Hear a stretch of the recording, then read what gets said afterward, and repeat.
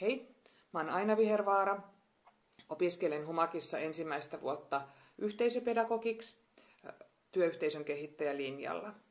Viime vuodet mä oon ollut työelämässä koulumaailmassa sekä koulunkäynninohjaajana että luokanopettajana, erityisluokanopettajana, eli nimenomaan pienluokissa erityisen tuen tarpeen lapsia on paljon.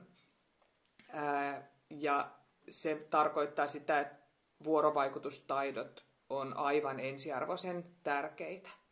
Ja viimeisen vuoden mä oon tehnyt sijaisuuksia, joka tarkoittaa sitä, että mä oon oikeastaan saatan olla päivittäin uuden edessä, että mulla on ihan tuntemattomat ihmiset, joten silloin vielä korostuu ne vuorovaikutustaidot.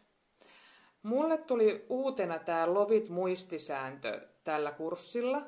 Mä oon siis tietämättäni kyllä käyttänyt nimenomaan tätä metodia, mutta mä en ole tiennyt, että siihen on tällainen muistisääntö olemassa. Ja välillä ei välttämättä mene ihan täysin tuossa järjestyksessä, mutta nämä niin kuin on oikeastaan ne mun vuorovaikutustaitojen kulmakivet. Eli mä jotenkin näin, että läsnäolosta lähtee kaikki. Se on niin kuin sellainen itsestäänselvyys. Ollaan läsnä.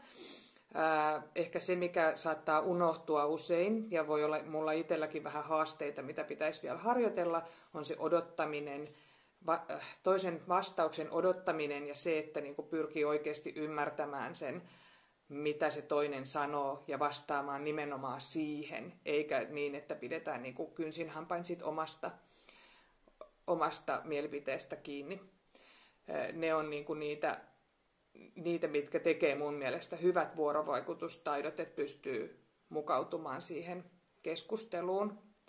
Ja toi ilmaisun mukauttaminen, niin se nyt on arkipäivää itsellä, koska siis pienluokassa sanalliset, verbaaliset taidot voi olla, niitä ei ole, tai ne on hyvin olemattomat, puutteelliset, joten niin kuin se kommunikointitapa pitää mielessä, ja se tarkistaa nimenomaan, että on ymmärtänyt oikein. Ja mä niin kuin näen, että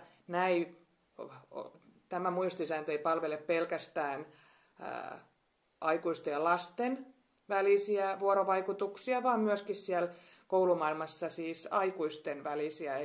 Eli kun tehdään muiden kollegoiden kanssa yhteistyötä tai sitten eri ammattien kanssa, niin silloin on tärkeää muistaa myös